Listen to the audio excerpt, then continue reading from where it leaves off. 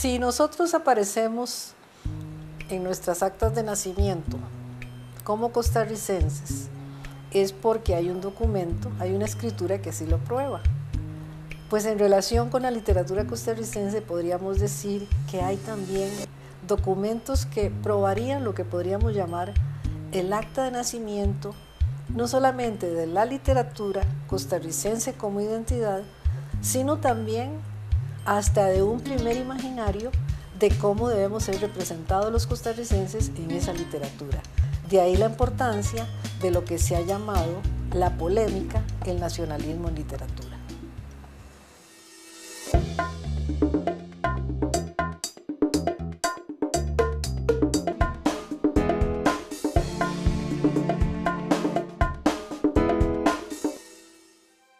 Mi humilde opinión es que nuestro pueblo es sandío, sin gracia alguna, desprovisto de toda poesía y originalidad que puedan dar nacimiento siquiera a una pobre sensación artística. Ricardo Fernández Guardia. En este capítulo de Identidades conversaremos acerca del nacimiento de nuestra literatura, que justamente nace al calor de una polémica sobre el ser nacional y su forma de expresión.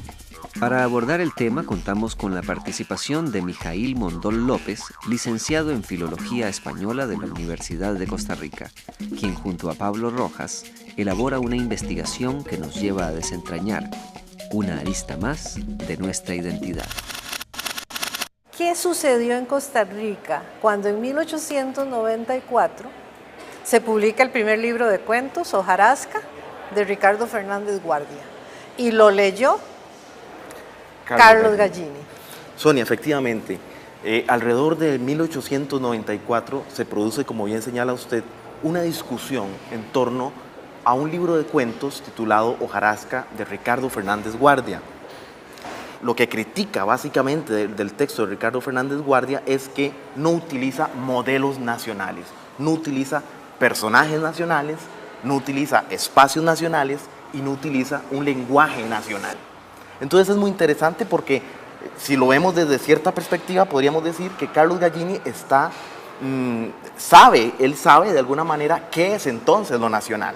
Esta lectura que hizo Carlos Gallini, en donde no le gustó Hojarasca, los temas extranjeros, las representaciones extranjeras, claro, apelando más por lo nacional, entendido como nacional del Valle Central, como sí decís muy bien.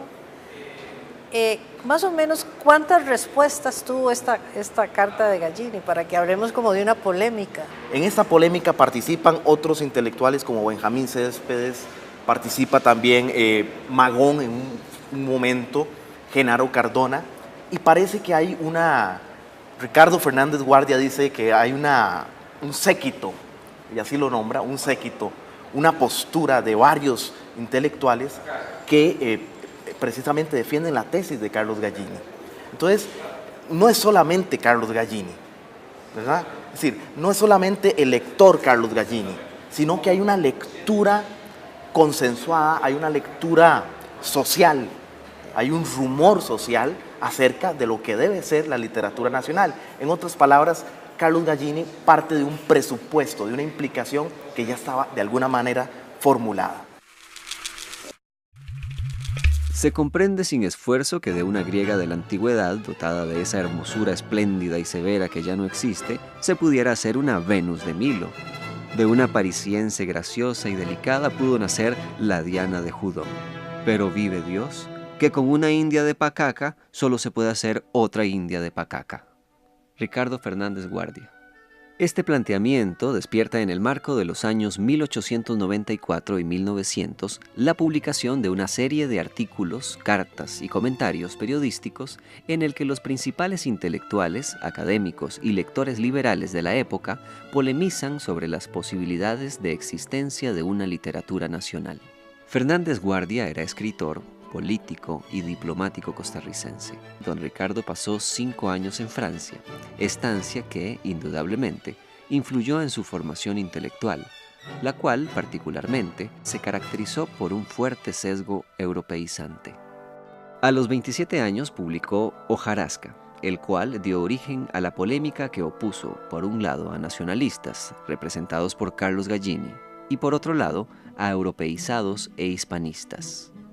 A Gallini se le considera uno de los creadores del regionalismo literario costarricense. Abogaba por la producción de una literatura nacionalista inspirada en el paisaje de Costa Rica y que rescatara la lengua y los personajes autóctonos. La crítica de Gallini señala lo siguiente: nadie se ocupa de estudiar nuestro pueblo y sus costumbres. Desde el punto de vista artístico, nadie piensa en desentrañar los tesoros de belleza encerrados en los dramas de nuestras ciudades y en los idilios de las aldeas. Este comentario provocó la respuesta inmediata de Ricardo Fernández Guardia. Imaginan que un país puede llegar a tener literatura y artes propias en 15 días de término. Mi humilde opinión es que nuestro pueblo es sandío, sin gracia alguna, desprovisto de toda poesía y originalidad que puedan dar nacimiento siquiera a una pobre sensación artística.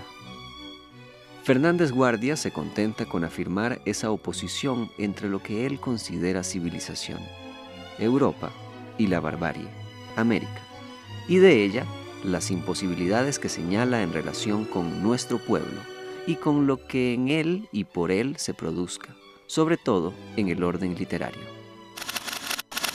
Básicamente esta metáfora encierra toda una serie de valores, toda una serie de... la concepción, encierra en sí, sintetiza la concepción de Ricardo Fernández Guardia acerca de la literatura. Esto significa que entonces él, en su reflexión, en su lectura, rechaza los postulados de Gallini, escribir sobre las aldeas costarricenses, sobre los costarricenses, rechaza eso, propicia un imaginario de cómo debe ser un lector libre e inclusive libertino en el mejor sentido de la palabra, pero además construye ya literatura dentro de la polémica. Básicamente en la respuesta que ofrece Ricardo Fernández Guardia, que no es una respuesta directa, es una respuesta que se la manda a Pío Víquez. Es una respuesta de alguna manera indirecta, informal. Básicamente lo que plantea Ricardo Fernández Guardia es que el pueblo costarricense no es digno de representación artística.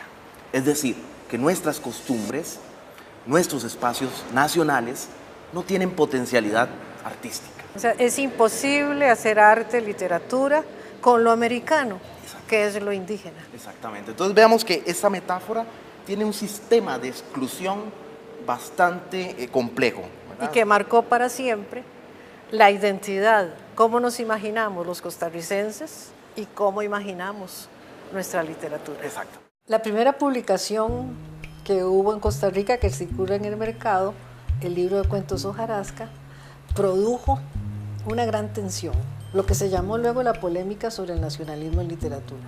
¿Por qué? Porque lectores como Carlos Gallini pensaron que en ese libro no se retrataba, no se representaba lo costarricense, porque los escenarios y los personajes eran europeos.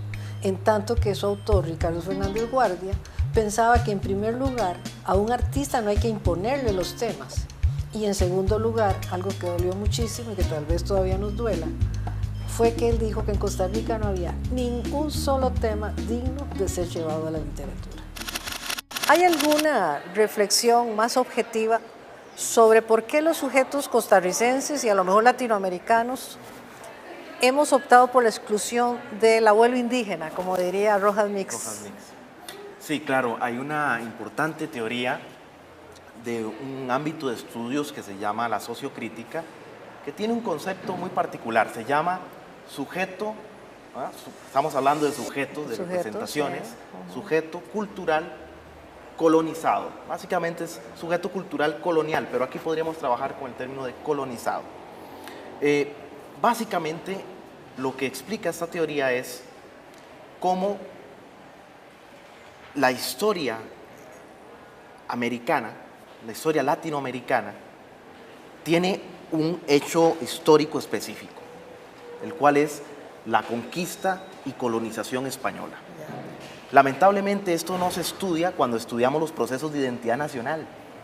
Creemos que el costarricense surge a finales del siglo XIX, pero en realidad arrastramos, no solamente el costarricense, todo el latinoamericano arrastra una herencia cultural de exclusión, de invisibilización. ¿Por qué? Bueno, para nadie es un secreto que el proceso de conquista y colonización arrasó, exterminó el sujeto indígena. Tal vez por eso fue tan difícil nombrar lo que pasó 500 años A. Exactamente. Que no sabíamos si hablar de, ya del descubrimiento no, ya del Día de la Raza menos. Exacto. Algunos hablaron del encubrimiento de América, que me parece bastante... O la modalidad que hemos tomado como encuentro de culturas. Encuentro de culturas que... bueno, habría que especificar en qué términos se desarrollaron ese encuentro. Pero efectivamente la historia de colonización americana tiene un hecho muy concreto, que es la exterminación del sujeto indígena. Y eso le duele a la identidad, es decir, la identidad del costarricense, la identidad latinoamericana, le duele de ese sujeto indígena que ha sido excluido. Por tanto, cuando se viene la formación del Estado Nacional basado en un modelo de civilización, de modernidad, etcétera, es lo primero que se niega. Nosotros, sobre todo el costarricense, recordemos que el costarricense se le llama la Suiza centroamericana y tenemos estos imaginarios de esos referentes de que somos blancos. Bueno, yo no lo puedo decir mucho, soy bastante morenito. Sí hay una referencia acerca de lo blanco. Inclusive personajes como Clodomiro Picado defendían la idea de saneamiento y de procesos de blanqueamiento del costarricense, ¿verdad? Entonces, claro, podemos ver que esta exclusión del sujeto indígena no viene de finales del siglo XIX, viene de toda una historia, de toda una herencia colonialista europea hacia América Latina. Y un rechazo entonces de un mestizaje, porque si decimos que somos blancos, ahí no está incluido el mestizaje. Claro. Y una consecuencia terrible para el ser nacional, claro, que es no poderse representar como es, sino como le impusieron que se debía ver. Claro, porque el momento en que nos negaron, en que se extermina el sujeto indígena en su representación, básicamente no nos queda otro camino que tomar los modelos de representación europea. Este tipo de concepción de Costa Rica como una sociedad blanca, lo que hizo fue más bien que contribuyó a individualizarla en el contexto centroamericano como una sociedad diferente. Posteriormente, ya en el siglo XX, Joaquín García Monge, con el repertorio americano, se va a encargar, como lo han mostrado los estudios de Jussi Pacasvirta, de difundir ya a nivel continental la imagen de Costa Rica como una sociedad blanca y diferente del resto de América Central y en algunos casos casi que de América Latina. Y diría yo, es un discurso que todavía tiene muchísima influencia en la Costa Rica actual. Por ejemplo, cuando en 1999 el diario La Nación saca un reportaje que se llama Ticos hacia el 2000, lo ilustra con una fotografía de 4 ticos, 2 hombres y 2 mujeres, pero todos son blancos y por lo menos 2 son rubios. Ahí tenemos una clara, un claro caso, ¿verdad?, de la fuerza de esa imagen. Y lo podemos ver también, por ejemplo, en la serie esta sobre la campaña nacional que hizo Canal 15 de la Universidad de Costa Rica. En los dibujos animados que se presentan en la serie, prácticamente todos los soldados costarricenses son blancos, a pesar de que sabemos que había un contingente importante de soldados de Guanacaste, así como que también los indígenas contribuyeron en la lucha contra los filibusteros, pero por ejemplo estas categorías están claramente invisibilizadas. Hay toda una serie de teorías biologicistas, pero lo más interesante es que los modelos de identidad nacional se forman o son teóricamente justificables a partir de esas teorías biologicistas, ¿verdad? Y teorías que, pues sabios casi le podríamos decir a Todorov, él propone que le sirvieron a los colonizadores europeos para imponer su poder en estas tierras. De la colonización de América, de la conquista de América, nació Europa. La Europa moderna es producto de la conquista y colonización de América. Exactamente. Básicamente podríamos decir, paradójicamente, que los europeos se descubrieron en el momento en que nos encubrieron.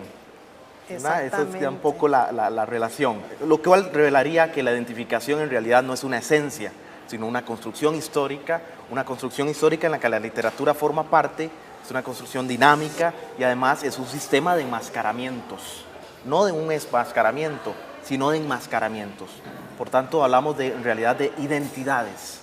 ¿Cómo podríamos entender el rechazo de lo propio, de lo idéntico, a partir de la metáfora de Fernández Guardia e inclusive a partir de las mismas contradicciones de los que se decían defensores de lo nacional? Tal vez la noción teórica de sujeto cultural colonizado nos permitiría comprendernos. Todo pueblo que ha sido conquistado y colonizado asume la identidad del colonizador, con lo cual entra en una gran contradicción porque no hay una mirada que le permita representarse a sí mismo, sino solo a partir de los valores y los valores estéticos que le ha impuesto el que conquista. Voy a referirme muy rápidamente, Sonia, a un cuento de Casa, escrito en 1891, es decir, antes de que sucedieran los acontecimientos de la polémica. Recordemos que la polémica es en 1894. De Gallini. De Gallini, exactamente, de Gallini. En el cuento de Casa, de Carlos Gallini, gira en torno a una relación amorosa entre tres personajes indígenas, dos varones y una mujer. Y básicamente lo más interesante es que en este cuento las formas en que Carlos Gallini representa a lo indígena son bastante europeas. Para empezar, hay un triángulo amoroso, cuestión que es netamente básico de la novela europea. Por otro lado, la descripción de los personajes es basada en modelos europeos. Hay un concepto de belleza europea adecuado al sujeto indígena femenino. A los héroes clásicos. Y a los héroes clásicos. En un momento, uno de los personajes es comparado con un Aquiles, por ejemplo. Entonces, en De Casa, el argumento de Carlos Gallini en respecto al sujeto indígena cae. Es decir, el sujeto indígena para Gallini no es representado. O solo puede ser representado a través de los modelos de prestigio. Exactamente, solamente puede ser representado basado en los modelos de prestigio, basado en los modelos europeos. Otro cuento muy interesante es La princesa Lulú, de Ricardo Fernández Guardia. En La princesa Lulú, básicamente asistimos a la misma representación.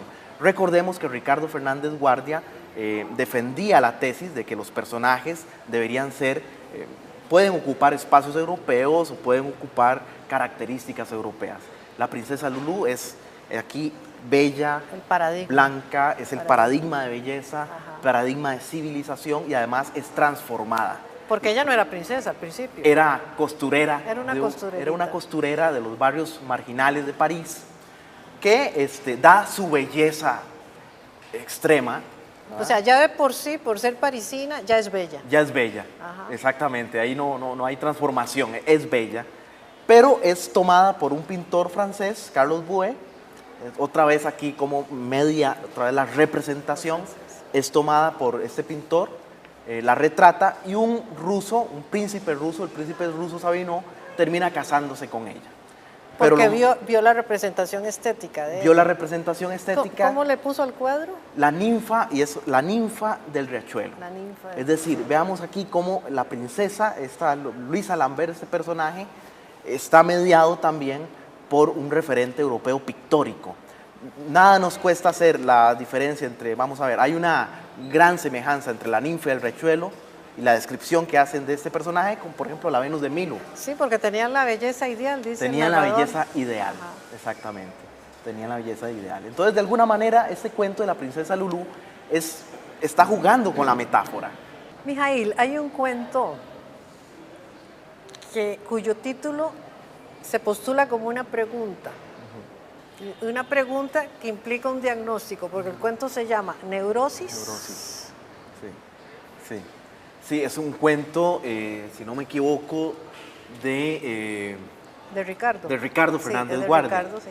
Altamente importante porque Efectivamente, yo creo que podríamos ver que la identidad costarricense en realidad se asume como una gran neurosis, es decir, la pregunta de la identidad es una pregunta neurótica.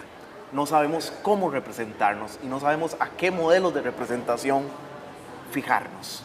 En el cuento vamos a recordar que se hace una oposición polar entre Costa Rica, como el Arca de Noé, solo animales, solo barbarie, y Europa, París, como civilización, como cultura. Efectivamente, se trata un poco de la historia de dos jóvenes estudiantes de una oligarquía cafetalera, porque esos planteamientos de civilización y barbarie solamente pueden ser justificados bajo una clase social dominante. Claro. En este caso, las relaciones de civilización y barbarie quedan planteadas de la siguiente manera. Estos dos jóvenes van a estudiar a Europa, uno de ellos regresa, médico, y el otro se queda ensayando varias disciplinas.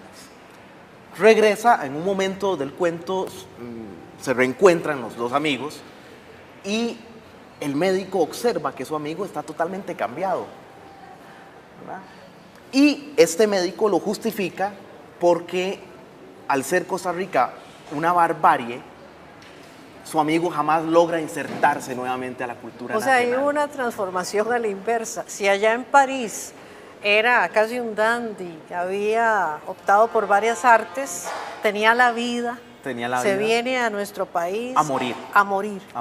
Se transforma a la inversa. Morir. Un pacaca, si se va para París y lo devuelven de París, muere. Exactamente. Entonces, la pregunta de este médico es básicamente un diagnóstico, neurosis. Que creo que es la misma pregunta que, vuelvo a reiterar, es la misma pregunta que como sujeto de identidad. Y cuando decimos sujeto de identidad no estamos hablando de una esencia, estamos en realidad hablando de un enigma, hablando de una pregunta que correspondería muy bien a este cuento, neurosis. ¿De qué imagen puedo representarme? ¿Y qué soy cuando me represento en esa imagen? ¿Y qué dejo de ser cuando me represento en esa imagen? Me veo en el espejo de Europa y no me encuentro. Me ven desde Europa y me rechazan. Creo que por muchos años Latinoamérica y Costa Rica tendrán que seguir reflexionando sobre qué somos. Los alcances de los planteamientos de la polémica del nacionalismo en literatura, cómo representarnos, llegan hasta nuestros días. Y la literatura costarricense ha asumido ese reto de inscribir la representación equivocada en busca de una mirada que obtenga su correspondiente imagen en el espejo de lo que realmente somos.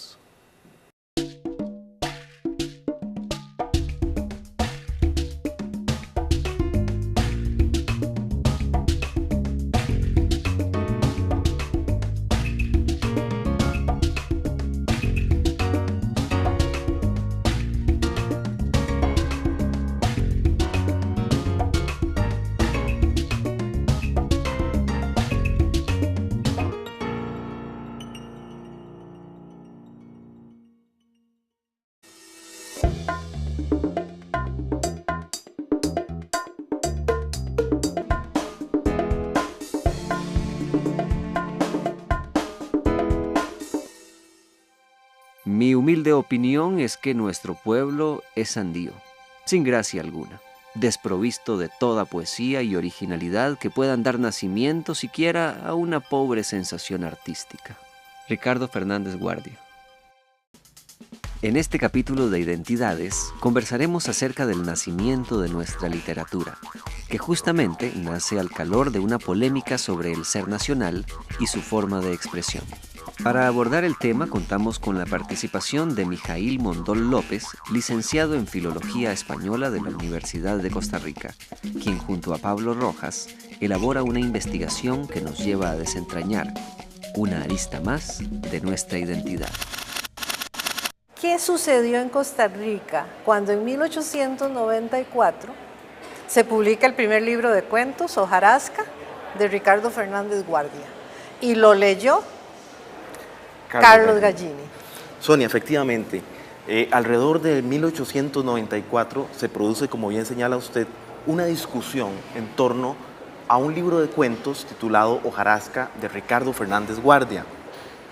Lo que critica básicamente del texto de Ricardo Fernández Guardia. Para que hablemos como de una polémica. En esta polémica participan otros intelectuales como Benjamín Céspedes, participa también Magón en un momento, Genaro Cardona, y parece que hay Ricardo Fernández Guardia dice que hay un séquito, y así lo nombra, un séquito, una postura de varios intelectuales que precisamente defienden la tesis de Carlos Gallini.